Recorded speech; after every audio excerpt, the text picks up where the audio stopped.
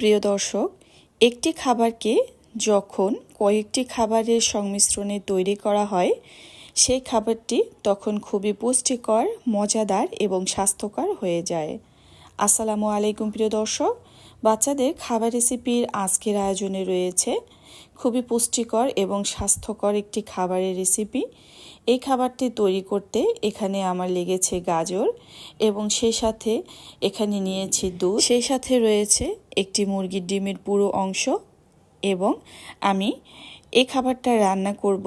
এখানে বেশ কিছু সময় নিয়ে আমি ভিজিয়ে রেখেছি সাবুদানাগুলো। প্রিয় দর্শক, আপনাদের অনেকেই জানতে চান যে আসলে কত মাস বয়স থেকে বাচ্চাকে গরুর দুধ খাওয়াতে পারবেন। অনেকেই সঠিক তথ্য জানেন না। পুরো ভিডিওটি দেখলে আজকের ভিডিওর মাধ্যমে জেনে নিতে পারবেন। তো এরপরে আমি চলে যাচ্ছি রান্নায়। আর এখানে আমি প্রথমে রান্নাটা করব পর্যাপ্ত পরিমাণে পানি দিয়ে। তো আমার আগের ভিডিওতে প্রশ্ন ছিল যে আসলে কত মাস বয়স থেকে বাচ্চাকে গরুর দুধ খাওয়াতে পারবে।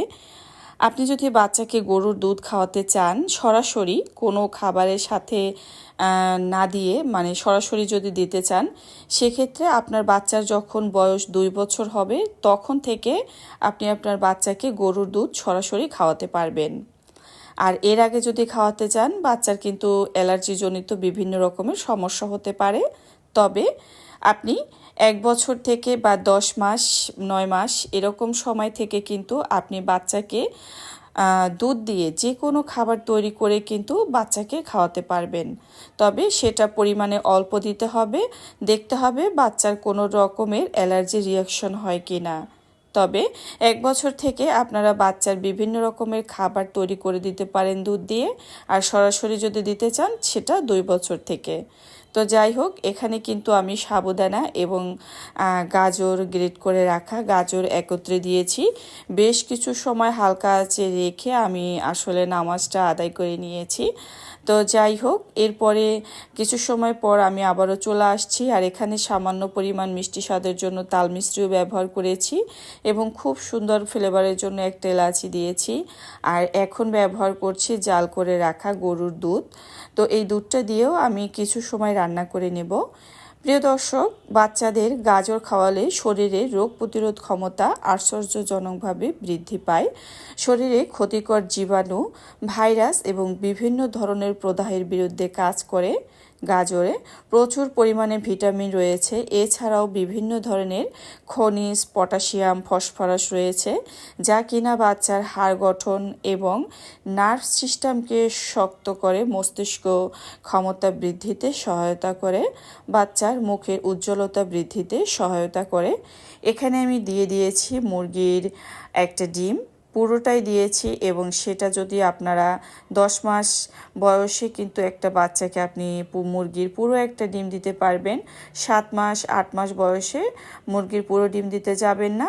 যদি খাওয়াতে হয় তখন শুধু কুসুম দিয়ে বাচ্চাকে খাওয়াবেন, কারণ ডিমের সাদা অংশে অ্যালবুমিন থাকায় এতে বাচ্চার অ্যালার্জিজনিত নানান রকমের পেটেও সমস্যা হয়ে থাকে।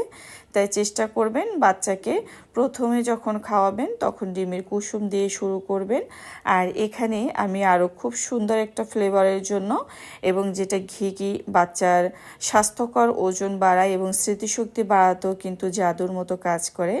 তো এই খাবারটাকে আরও পুষ্টিকর করার জন্য এবং আমি কিন্তু এখানে দিয়ে দিয়েছি সামান্য পরিমাণে ঘি। প্রিয় দর্শক, পুষ্টিবিদদের কথা অনুযায়ী আপনি যদি বাচ্চাকে ঘি দ্বারা কোনো খাবার খাওয়ান, সেটা অবশ্যই এভাবে যে কোনো খাবারের সাথে রান্না করে নিলে সেটা কিন্তু বেশি পুষ্টি গুণাগুণ পাবে বাচ্চারা এবং এটা বাচ্চার শরীরের জন্য ভালো। তবে রান্নার পরে যদি খাবারে মেশানো হয় সেটা আসলে বাচ্চার তেমন একটা উপকার করবে না। তবে এভাবে রান্নায় মিশিয়ে যদি আপনি একটু জাল করে নেন সেটাই বাচ্চার জন্য বেশি ভালো হবে। আর এই তো তৈরি হয়ে গিয়েছে বাচ্চার পুষ্টিকর, মজাদার, স্বাস্থ্যকর এমনই একটি খাবার রেসিপি। দেখতে পাচ্ছেন এই রান্নাটা আপনারা সাবুদানা ছাড়াও কিন্তু ওটস বা চিরা বিভিন্ন ধরনের খাবারের সাথে মিশিয়েও কিন্তু খাওয়াতে পারেন। আর এখানে রান্নাটা কিন্তু হয়ে গিয়েছে। আর এই খাবারটা কিন্তু আপনারা 7 মাস বয়স থেকে 5 বছরের বাচ্চাদেরকে খাওয়াতে পারবেন। তবে 7 মাস, 8 মাস, 9 মাস, 10 মাস এই বয়সের বাচ্চাকে যদি গরুর দুধ আসলে না দেওয়াই ভালো, সেক্ষেত্রে আপনারা শুধু সাদা পানি দিয়ে খাবারটা রান্না করে নিতে পারবেন। প্রিয় দর্শক, শুরুতেই বলেছি একটি খাবারকে যখন কয়েকটি খাবারের সংমিশ্রণে তৈরি করা হয় সেই খাবারটা তখনই অনেক বেশি পুষ্টিকর এবং স্বাস্থ্যকর, মজাদার হয়ে যায়। তো খাবারটা তৈরি করার জন্য এখানে আমার সাবুদানা, ডিম, দুধ এবং সেই সাথে রয়েছে গাজর, ঘি। তো এই সমস্ত উপকরণগুলোই কিন্তু বাচ্চার স্বাস্থ্যের জন্য অনেক উপকারী।